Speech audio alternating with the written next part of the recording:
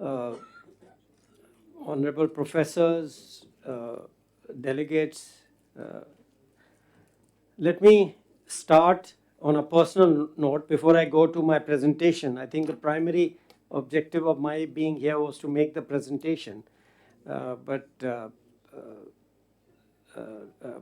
I'm very happy to have been here through the talk of Honorable Foreign Minister here, because it did give me a good perspective. So, but I want to, before I go to my presentation, I'll start on a personal note and say a little bit on Niti. I have a long association with Nepal because my wife's best friend is from Nepal.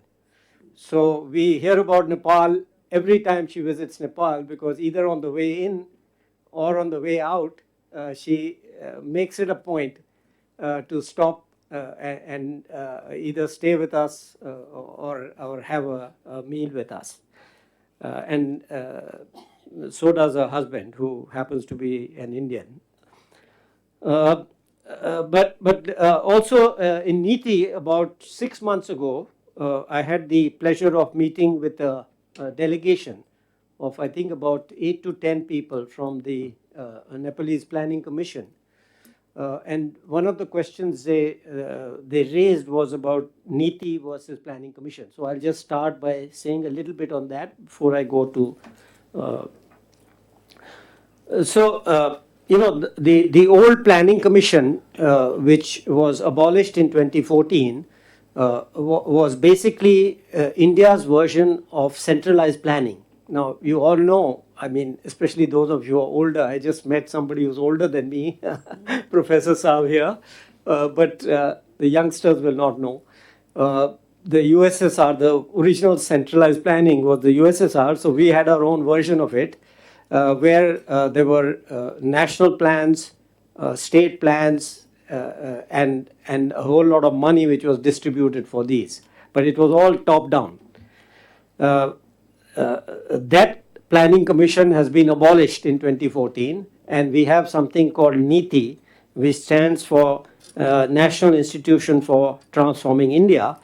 And in kind of as a academic or lifelong think tanker, I describe it in the following ways. So one is a change from this centralized system to a decentralized one. So there is no money. There is nobody saying, this is the national plan, this must be your state plans, we approve this plan and you get this money. So that is no longer there. So it's decentralized. And second aspect is it's more policy oriented. You know, what are the changes we need to make things happen? So obviously make what happen is that there has to be some kind of a approach or vision. I mean, it's a simple, this is the word we use, a vision, okay, which is where, so there, we are more in the business of creating visions, of creating, information sharing, knowledge sharing, and those sort of things. I think Dr. Saab here also mentioned something which is relevant, issues of complementarity, the gaps, etc. Exactly. The same kind of approach which is being suggested here, database, policy research, etc., which also Egrow is very keen on. So, and the reason is for this change was because the Prime Minister firmly believes that you cannot plan for 28 independent states. We have 21 states, which is one more than the members of the Economic Union, EU. So the concept of, and these are as independent, maybe not, they are not completely independent, but in economic matters, in many other matters, as per our constitution, they have complete rights over the so-called state list of the constitution. So that's kind of very important to remember, both when we do the research and we try to draw lessons, but that is what motivated this change which the Prime Minister instituted. So that is why that leads me into what it says there. It says a vision of Viksit Bharat. So the the PM really believes in a decentralized system, which he says, okay, the nation must have a vision, the states must have a vision, so there'll be 28 visions, and districts must have, blocks must have, every institution, if you're let's say doing R&D, you have your R&D vision for the future, okay, and so on. So it's really his approach, which is kind of a decentralization in thinking also, okay. It's not that we are the wise men sitting here and everything we are going to tell you.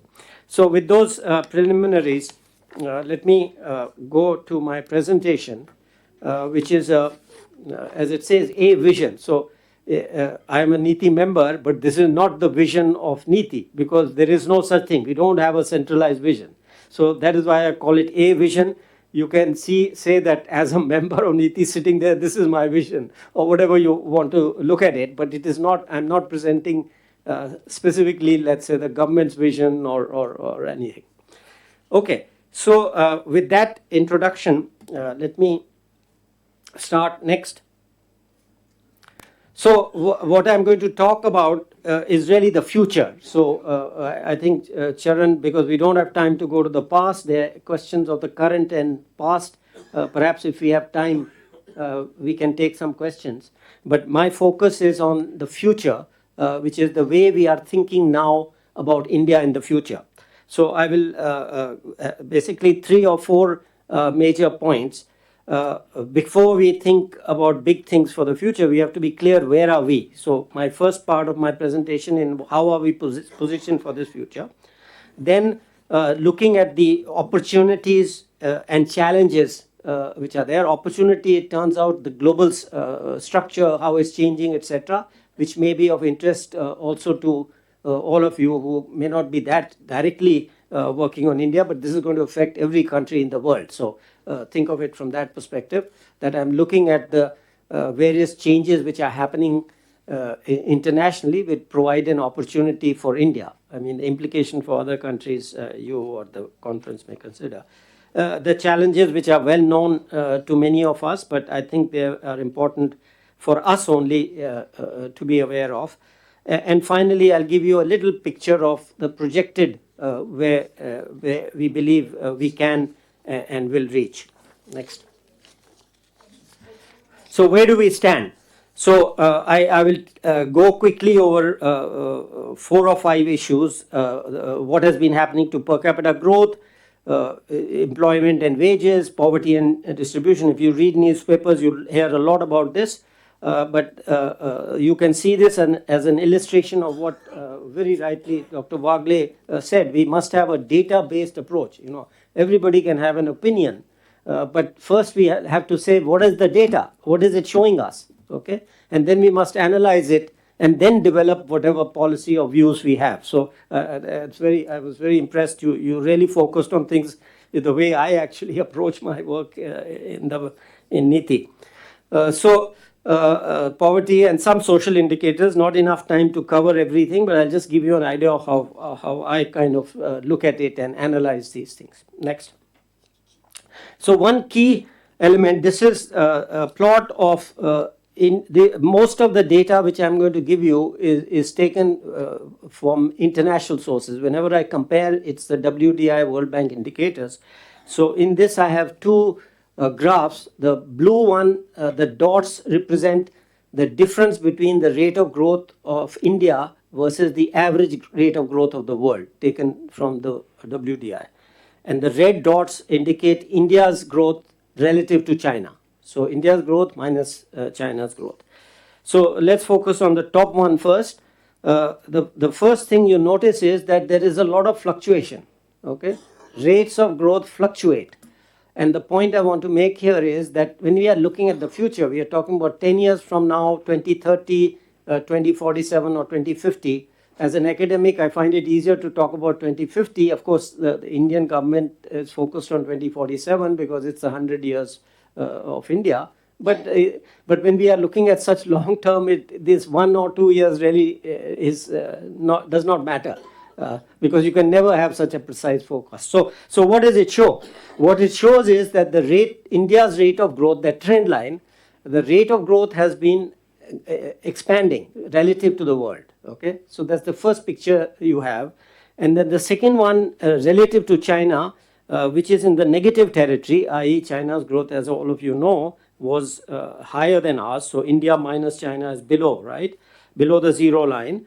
So the gap increased for a while till around the mid-90s, and now it has closed. It has been closing since then, and now we are in positive territory. So both these trends I expect to continue. Okay, this is not just today. This is not quarterly growth. This is not 3 years. This is the broad trend from roughly the 1980s.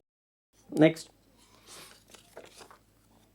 So to fix your mind on some numbers, I'll just point to two. I've got the columns there, per capita growth, GDP growth. Why per capita? Because as a forecaster who's been in this business for like half a century, I always focus on per capita, because the GDP is just a multiplication of per capita and population, and we have no control over population as such, by and large, when we are talking in this context. So I give both, but I'll just read out the GDP ones. But there are two. If you look above the line, one interesting thing which comes out in the fluctuations is the growth rate every 5-year average. These are the 5-year averages on top, 4.4, 4.0 for per capita, and similarly for GDP. And you can see every 5 years there's a change. There's a negative, positive, negative, positive. It's an amazing coincidence, if you want to call it. It's not, actually. So that happens every 5 years. Okay, but let's come to the 10-year averages, which are really relevant for the future. And what we see is that India's growth, GDP, if you look at it, has fluctuated in 10-year periods between 6.1 or 6.0 to 6.8. So the conclusion which can be drawn correspondingly, you can look at the per capita 10-year growth, that range is clearly feasible. It's not something which is very difficult for India to do. So something like, as I give some numbers, that 5.2 to 5.6 per capita and 5.7 to 6%. The first is very feasible over 25 years, and I would say when you go higher than that, maybe a little ambitious. Next. Now, when anybody talks about growth of GDP, they say, well, what about employment? Okay, you may be doing okay in growth, but you hear all kinds of stories of all problems of employment. So what's happening to employment? So the longest consistent series we have is something called ASI, which is the Annual Survey of Industries. So I use that to show you the red dots are the employment growth. Again, I'm looking at growth because I'm looking at the long term here and trying to get the trends. So employment growth is the red. The real wage growth, i.e. wage growth adjusted for inflation, is in the blue lines. And again, you see the same trends. The rate of growth of employment has been rising very gradually, and the rate of growth of increase of real wages in this formal sector. This is generally more or less what we call the formal sector, given all the data limitations, etc. So the rate of growth of employment and the rate of growth of wages is broadly consistent with what has been happening in GDP growth. Next. So if we look at, we also have some short-term data now. I have given you the long-term trends, and basically that give us confidence that we can grow at certain rates. I mean, the exact rates are not important for this current purpose. But we also have detailed data, consistent data series called PLFS. Data is always a problem. Too many people, again, I come back to you, everybody can make all kinds of statements, but we must look at the actual data. Otherwise, you can say anything. So, and that's not good for economic. It's okay for politicians and political purposes, but if we are going to do economics, we must look at the data. So I commend you on that. I'm very happy that you're focused on that, and as Egrow has been since I was there, and I'm no longer there for the last 2 years. But so again, we have for the last 7 years a consistent data series where we can look at the growth of employment And as you can see, I won't go into explanation. There are two measures of employment. Both of those are clearly trending up. The blue line and the red line.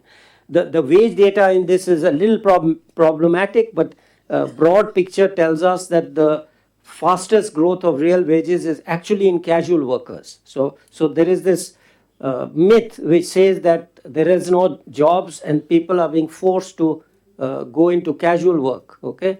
But the fact that the fastest growth of wages, real wages, which is over there 2.8, but again the exact number does not matter. The point is it's strongly positive and more than for self-employed and regular workers. That has certain implications, but the basic point is that it's not a push factor, it's a pull. So both the rate of employment growth of casual labor and their real wages are rising, which means the demand for casual labor is rising faster than the supply. So it is not a push, it's a pull. I mean, that those two data facts cannot be reconciled by saying they are being forced into it. They are being pulled into it. They are not enough people, okay, who there's a demand, but it's not being met, so wages are rising. Next. So then people say, but poverty has increased, there's all kinds of inequality, etc., etc. Okay, let's have a look with whatever data we have. I mean, what data you have in your mind, I don't know, which may be showing. I'm not disputing anybody, I'm just looking at whatever data I have. So this is the data we have now. It's a consistent series on NSS for two periods, 11 years apart. You can see at the top 2011-12, 2023. So 11 years. What has happened to poverty? We can now, the standard measure in poverty in India is consumption poverty. I have been involved in it for 50 years. Last, when I was principal advisor in Planning Commission, my division was responsible for making that. This is about 20 years ago, for making the poverty estimates. We've been using this for donkey's years, as they say. But I don't even take the Indian definition. I take the international definition, and which is the PPP, etc. Again, we need not go into technical details, but that shows consistently that the overall poverty rate has declined from around 12% to 12.3%. Okay, that's a big decline in poverty. There's another measure, all from World Bank. It used to be, I don't know, again, the older people may know, there used to be $1 poverty line, $2 poverty line, and $4. So the equivalent of that today is 1.9 here. The latest version is 2.18. It doesn't matter, because all you got to do is have a consistency to get the picture. Okay, the consistent numbers, whether you put it into 2017 prices or whatever, is not that important, but it must be consistent. So the other measure, the higher measure, which now in terms, when we are an upper middle income country, can be seen as the vulnerable population, you could say. And that also shows that it's gone down dramatically from about 54% to 22%. Okay, that's the second set of numbers. Okay, so people say, fine, poverty over this period has gone down, but what about the distribution? It's all getting bad. I know so many poor people. I go out, you see poor people. Okay, well, if you go out to San Francisco, you'll see poor people, but okay. Again, the point I'm making here is it has to be a consistent definition, and what is the change? Nobody's saying anything is perfect. So what does it show? With the standard measure we have used, for, I don't know, 100 years, is something called the Gini coefficient. And according to that, there is a clear improvement in the consumption distribution. Even the one which after that has become very popular, top 5% to bottom 5%, which is at the bottom of the table, has improved during this period. Next. So before I go to the next point, so the conclusion which I draw from it, that we are in a good place to make this big push to become a high-income country. We'll tell you how we define that and what needs to be done. So the second point has to do with opportunity. And the biggest opportunity is in demographics, and that immediately takes you to the issue of quality of basic education, etc., which I have investigated in detail, but I'll give you a hint or a flavor of that. The second big change in the world opportunity is supply chain de-risking. I called it high-tech decoupling and partial economic decoupling. Remember, this is the part which will apply to all countries, including Nepal, okay, and China or anybody else you can think of. So these are very important issues which affect India. I am going to give you an Indian perspective, but this is something you may want to note if you're working on Nepal or other countries also. So the supply chain de-risking, and I'll give you a little idea of what kind of risks there are. And this e-services. So services, what we call e-services, becoming very important. And here it is particularly important for India, but in some context, perhaps I have not studied it, but even for Nepal and India, some of these are the new things you were talking about, the digital, etc., which perhaps they will work on in future discussions. But it's important to note it now. And of course, as I said, I'm drawing implications for India because that's my job in Niti. And then this whole issue of skills. So this slogan called skill for India, skill for the world. In some ways, you could also have this kind of approach, right? You skill for Nepal, skill for the world, or whatever element which suits you. Next. Okay, so what is the demography? The last three columns there give you this table relates to country share of world's working age population, what we call. I take, it says there 20 to 59, various people take 19 to some, it doesn't matter, but the trends are again. Remember, my focus is on the trends. I'm thinking of 10 years from now, 20 years from now. So the trends are the key thing. And little bit of definition change doesn't really make that much difference. So what is happening? So in the first two columns, I have given you the change in the working age population of different countries in the last 30 years, and the next column, the next 30 years. Okay, so 30 years past, 30 years future, all data from world population statistics. I don't develop any of my statistics because otherwise we get bogged down into controversy about how you measure, etc. So you can see that in the past, most of the developed countries, USA, Western Europe, UK, Japan, South Korea, have had a decline in the working age population. Russia, okay, and even China and Thailand, you know. But there were some countries like Indonesia, Mexico, Vietnam, and of course India, where the working age share of the working age world population was rising. So this I'm talking about international demographics and what impact it's going to have. But in future, not only all the countries which were earlier declining in working age, but also Indonesia, Mexico, and even Vietnam, their share is going to go down. The only country in this group, which is, I've picked these out because they are relevant for our future and future policy. India is the only one which will have a modest increase. So that's the only country. Now that has huge implications for how the division of labor in the world, what we call comparative advantage, will be affected. So in my way of thinking about it, and this is the last point on the left, the comparative advantage, the write-up if you see, will shift in India. So the human resources, the low skill, medium skill, high skill, everything is important. We often tend to focus only on the high skill. I noticed, I think perhaps an honorable minister's speech where the medium skill, no, perhaps, yeah, but there was one of the points made was about medium skills. I think they are very, very important. We neglect them. You know, we look down on them, but they are the ones which promote real wages of the public. You know, I mean, me and my children are always interested in the high skill, but the medium skill is what is going to drive the middle class, the middle income, etc. So I pay a lot more emphasis to that. So basic point here is these demographic changes and combined with this anti-immigration sentiment. Remember, this working age population is declining, so countries were getting immigrants. But now there is a huge anti-immigrant sentiment, okay? And that is going to affect what happens to all of us, okay? So there is an opportunity for e-services, okay? That's the thing. Many of the services will get unbundled, and what can be done, let's say from India, Nepal, wherever, can be done. But of course, it doesn't happen by itself. We have to make sure it happens, okay? Next.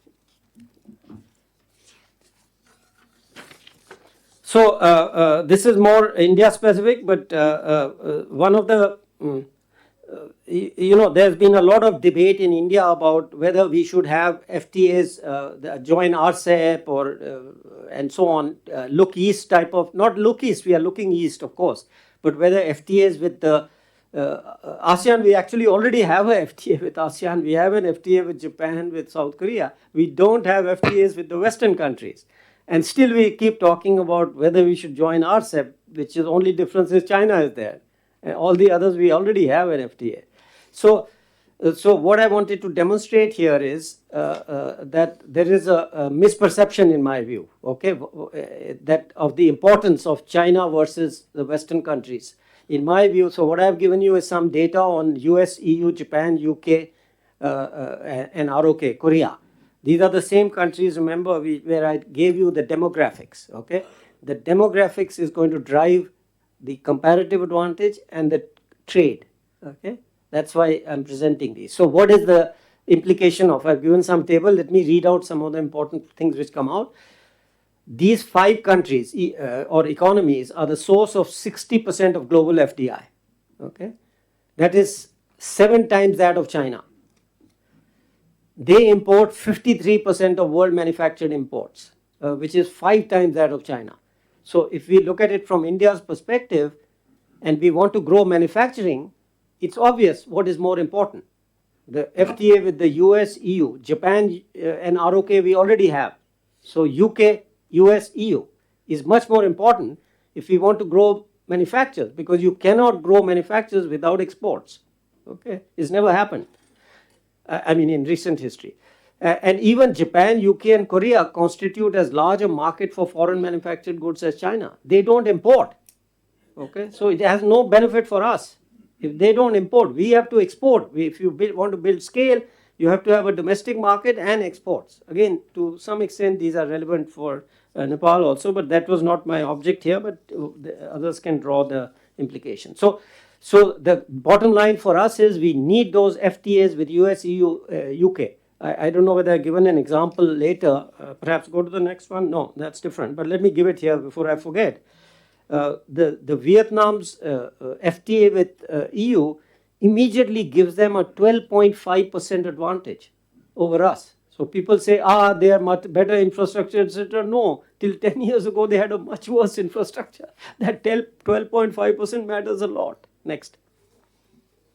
Okay, so again, some broad picture which may be useful in many other contexts to give you an idea of how I look at globalization, deglobalization, etc. The graph on the left is the ratio of world merchandise exports to world GDP.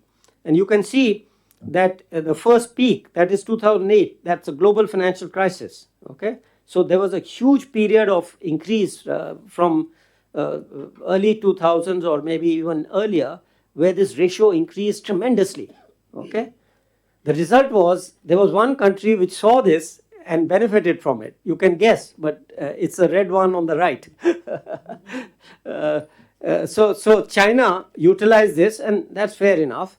They utilized this to become the largest exporter in the world. I wish I had a pointer, don't. But the two lines going down, green and blue, are the 2 largest exporters of merchandise, USA and Germany. So by 2008 or 2009, China had overtaken them in terms of world share of merchandise. But what is happening now? Go back to the left. It stopped. Okay, at the best, most optimistic, this globalization of trade has stopped. May even be declining measured by this measure. Okay. So we cannot, when we talk about trade, we can't depend on the overall globalization. That's the key point here you must grasp. Again, it applies to everybody. Okay, that opportunity is gone. And there's one country which benefited the most from it. Okay, and that's a fact. It's not an assumption.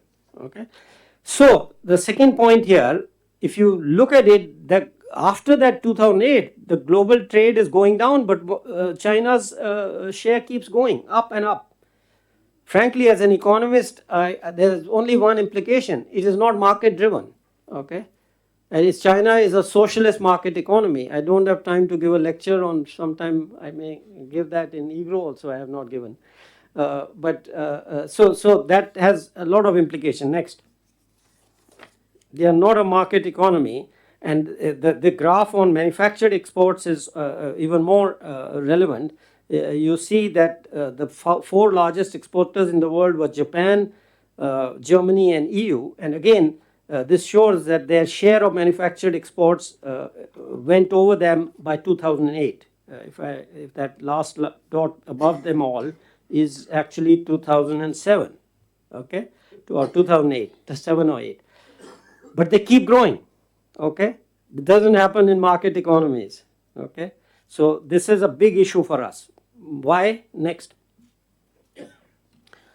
So basically, the table on the left shows, again, goes a little deeper than the overall manufacturing and gives you China's share of various manufactured exports.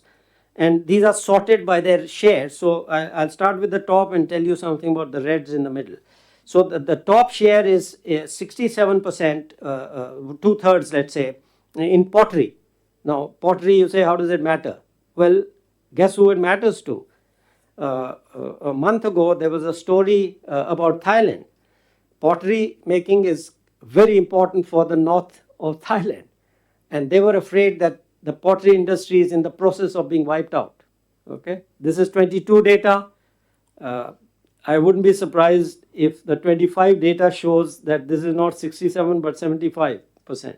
Okay, it's just systematically wiping out the export industries of other countries. This keeps growing, these numbers.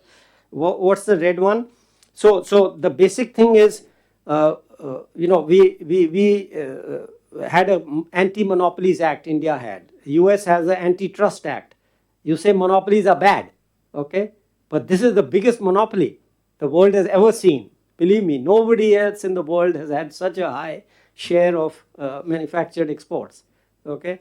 So monopolies are a problem. Become competitive. The rest of the world will suffer if there is one person producing, one country producing everything in manufacturing, okay? So competition is very important. So that's the challenge, how to introduce competition. The second one, the red elements, it is what I call 3C, communication, competition, and control. You will see that it includes what we call ADP, automatic data, computers, okay, telecom equipment, and other types of professional equipment. So there the shares are 40%. And these have a special relevance for de-risking. You all heard of de-risking, which is going on. These elements are in everything, wherever there is communication, computation or control. Give you one example from US. I have actual examples from India, but I won't go into that. The example from the US is all the port infrastructure in the western seaports is imported from China. One day they discovered and woke up that all the data from this stuff was going to China.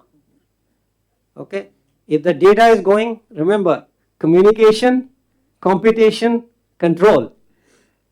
Effectively, what they suddenly realize is they know everything which has happened on this port and they can control it from there. So they can shut it down. Now they are scrambling to change this. Okay, how to replace all the Chinese equipment. This is happening everywhere. I just want to leave it with that. For Indians at least, Nepal may not be worried, but I am worried, okay, about these matters. And this is much more if you go down, okay. So the issue for industrial policy for India is how to, this may not be directly relevant to Nepal, but in terms of supply chains it may be, is how to work with, to combine India's manpower advantage, go back to the demographics, with advantage of USA in technology and EU in demand, to do this jointly. The joint is not anti anybody, it is to promote competition. One cannot have monopolies. If this happened in the US, the Antitrust Act in the US would have said dismantle them. Okay, but we can't do that. This is international, so we have to introduce competition. Next. So I'll leave this with a fact and move as a fact. What I have here is, I showed this because this shows where India is. See that bottom pink line. So we are far behind. The 5 big manufacturing nations are China, you can see, USA, Germany, Japan, and 5th is India. So that's the reason I've given this plot. The interesting fact is that India is the 5th largest producer of manufactured goods in terms of value added, but it is the 15th largest exporter. That is our problem, this gap in rank. Okay. Again, I don't have time, but I just leave you with the thought. And one of the ways we are trying to address it next is that we miss the bus on FDI and MNCs, particularly when other countries in Southeast Asia use the entry of to build supply chain. That's the point of this. I won't go into details. This is what we are doing is kind of playing catch up. You all heard of Apple and mobile manufacturing. So this is a bus which South Korea, Malaysia, Thailand, China, and now Vietnam have all caught. So we are scrambling to catch up in a period, remember, where globalization is not happening. So it's a big challenge for us. But if supply chains develop, there is obviously possibilities for other countries, including Nepal, to become a part of those. Next. Okay, little bit of the challenges, and then I'll move on to the last point in conclusion.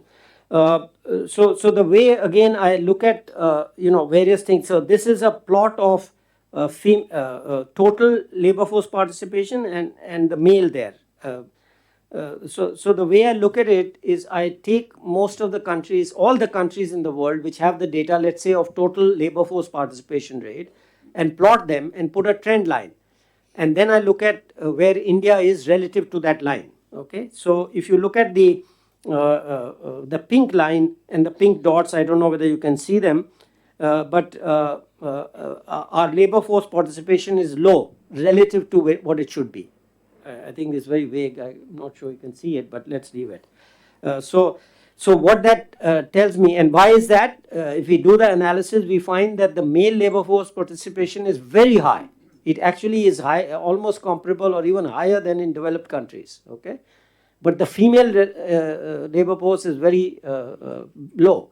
So I look at all these this challenge and others, I'll tell you, as an opportunity. What that means is if we can increase the female labor force participation, we'll get a huge boost in growth, in labor and growth. Okay, so challenge, opportunity.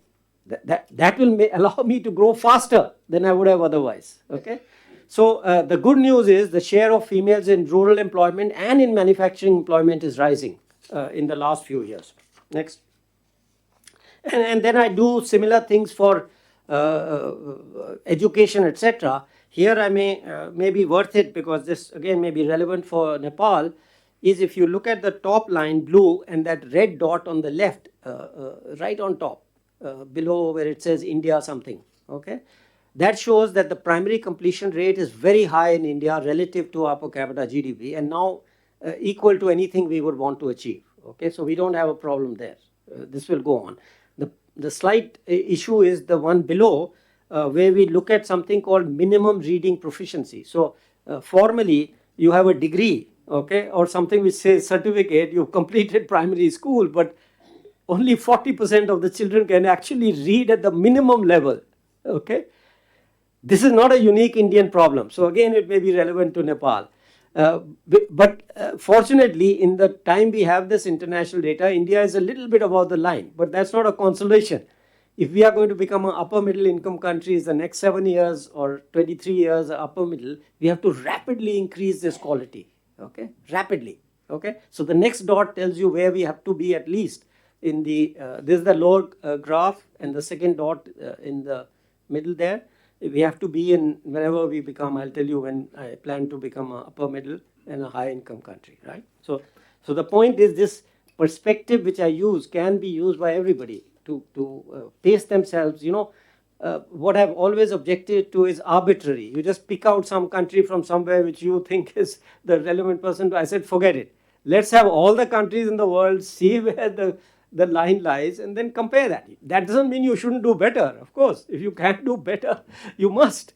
I mean, it's not that I want to be at 42. I would like to be at 100%, but that's not what the general reality is, right? So you have to be realistic also. Okay, so set realistic goals. So first you have to go to 50%, then 70%, whatever, right?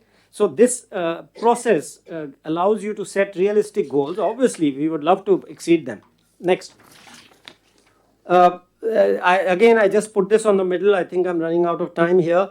So this legacy of what I call bureaucratic socialism, again, this is something maybe relevant to Nepal, I don't know. Very relevant? Okay, this is a big challenge. I have some suggestions, I make them, I've written about it, but I'll just put them down here. One of the new ones which I have in my paper, by the way, there's a whole paper on this Viksit Bharat, which you can download from the Niti website, which goes into much more detail about all these issues which may be of interest. It has a 100-page paper. It has a table of contents, so any issue you're interested in, you can read about it. So with that, so the new is the what I call the use of AI and expert systems to run and simplify and analyze these. Next. So finally, where is it that we want to go? Okay. Now, every consultancy organization in the world has a forecast on something. So I want to be clear what I do. Okay. Which may be completely different from others. You judge whether it's relevant or not. Okay. So what I do is the World Bank has a formal definition of lower middle, lower, upper middle, etc. They have 4 designations, and they have a precise definition which they use. So what I do for all these projections is I say what is the most recent comparable country which went from, let's say, lower middle to upper middle, and from upper middle to higher income. Okay, that happens to be Indonesia in the first case in 2019, and Romania again in 2019. Okay, so I take the per capita GDP data for that country, the latest PPP, which is in 2017 international prices. Okay, this is the latest data which has just come out in July. Okay, so my earlier paper actually doesn't use this data and gives you different graphs from what I'm showing you. Okay. This is the latest data, and it has some amazing things, but we'll leave that for the discussion. So then I use that, and all my projections are in this real, what I call real per capita GDP and real GDP, all related to PPP. Okay, all the growth rates we see, this is again an interesting economic fact. If you take the real income of a country internally and take the growth rate, or if you take the real PPP GDP, income of the country, those growth rates are exactly identical. Okay, so we need to distinguish. If you have the proper real growth of the country, it will be exactly equal to the proper PPP growth rate. Okay, exactly. Okay, this you can see from all the data across the world. So what do I do? As I said, I take those benchmarks, translate them into PPP, apply the growth rate, and I'll show you what I do. And then say, okay, when we reach that, we become upper middle. When we reach that, we become high income. Then I use the OECD long-term projection, the IMF short-term projections, and the OECD long-term projections for every country in the world for which it's available. But for India, that OECD becomes the pessimistic forecast, if you will. Okay, so my projections take that as the lowest forecast for India. Next. So these are the 3 projections. You can see that middle forecast is my baseline, the blue line. The red is what I get from using the OECD numbers. Okay, so you can immediately see that the OECD numbers for India are more pessimistic than my baseline. And then I give a slight optimistic one, green, to just give some variation. And I do these projections, but I'm going to show you next. So the middle one, let me say, is based on is the per capita GDP projection, which is 5.4%, which is roughly average 6% GDP growth. Okay. 6%, not 6.5, not 7, and it's roughly 7% for this decade, 6.5 next decade, and 5% the third decade. Okay, and what does it show? Next. So as I said, I apply this to all the countries. The green line is the EU, the blue line is China, the red line is India, and then we have I don't know if you can see, the pink one is Russia, the brownish one which is kind of flat is Japan. So let me start at the bottom. Look at where the Indian line is beginning to cross. So basically, sorry, one more point here. What I do is I have an index of what I call economic power. And the reason why I do this, because I want to base everything on the real numbers, right? So my index of economic power is based on the per capita GDP and the GDP PPP. Okay, so this is not directly comparable to the ratios you will see there, but the history shows that within a year or two, whatever dollar values, etc., you see matches this. Okay, so please remember, it's not an exact translation into US GDP numbers, but it is roughly equal. But I feel more confident about these numbers than about, you know, current price, etc. When we are talking about 20, 30 years, I don't know, frankly, as an economist, what will happen.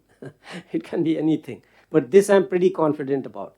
So here we have, so if you look at the bottom, basically India's economic power in my now latest calculation, we overtook Russia last year, we'll overtake Japan this year and Germany next year in terms of these economic power calculation.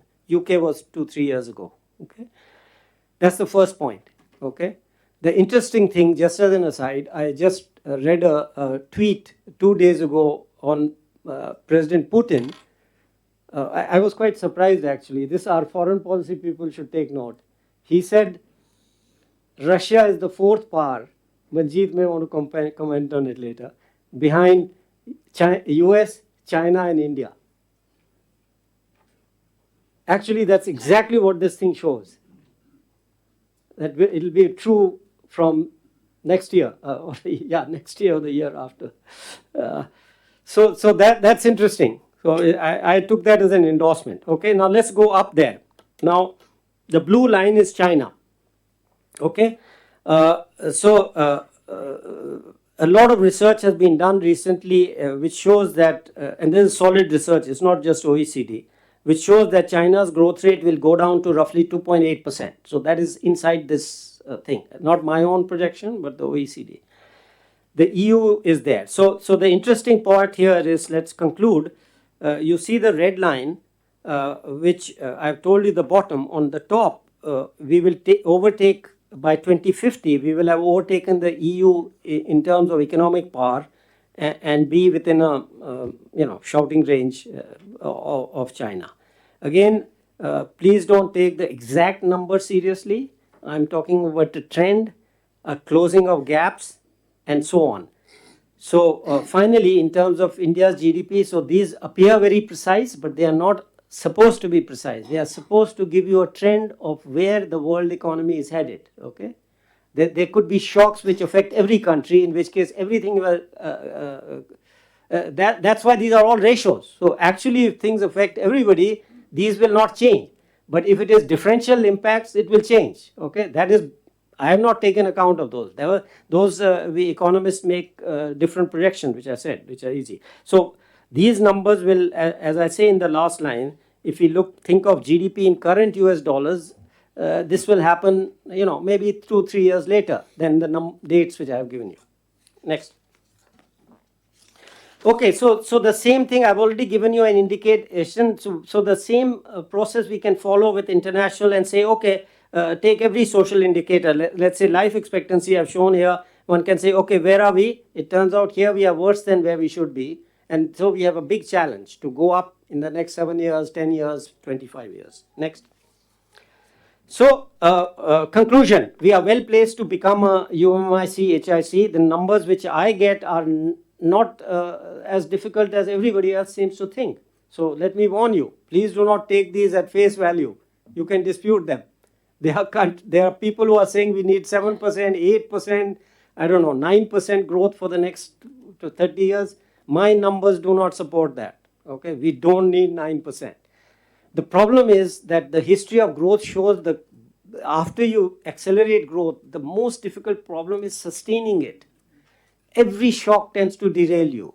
You look at the history of South Korea, you look at any country, Thailand, they get a shock and it goes down. The tough thing is to get it back to that level, not to keep raising it. This is something which I have been trying to convey for the last 20 years, but people unfortunately do not understand this. The history is not of people continuing to raise their growth. It is not possible. Okay? The big thing about China is it was able to maintain a growth rate of 9% for 30 years. It is not that it kept raising it. It's the sustaining. They got shocks. They got knocked out, but they went back. That's what the history of growth tells you. New opportunities must be grabbed. Digital was mentioned. You are absolutely right. Digital is going to be a big thing in India. What I actually call, that term is not mine. I call it hybrid, but the term is phygital. And India is going to be a pioneer in systems, I believe, and we must ensure it is.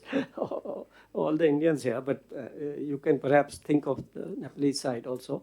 Will be, remember, go back to the demographics, okay? The world will move to robotics. We don't need to. Okay, this is another thing which I'm trying to convey to everybody. We have the manpower. We should be the manpower supplier of the world. Either here, sitting here, and some going there. Obviously, some things will remain. I mean, if you need a nurse, she has to be sitting next to you. You have to be physically there, right? If you are a carpenter or construction worker, you have to be there. There's no way to do it from here, unless through robots. So that is the big change, the demographic, the demonopolization, which means basically shifting of supply chains. Okay, and if my vision comes true, a lot of those should shift to India. So there will be opportunities for all our neighbors, because these will be FDI, foreign supply chains, okay, most of them. Afterwards, of course, Indian will develop, but in the next 10, 15 years, it will be FDI, okay. That doesn't mean Indian companies will not be involved, or other companies, from Sri Lanka or Nepal can be involved. And finally, the old challenges, the basic thing which I have worried about for the last 2 years is the quality of basic education and the skilling. The skilling is very poor in India. We are way behind on skilling.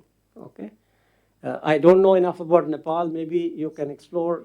People here will explore. But if that is a problem, please focus on it. That's my only advice to Nepal. Skilling is critical. And skilling at every level. Don't just think of the high level. Okay? Thank you.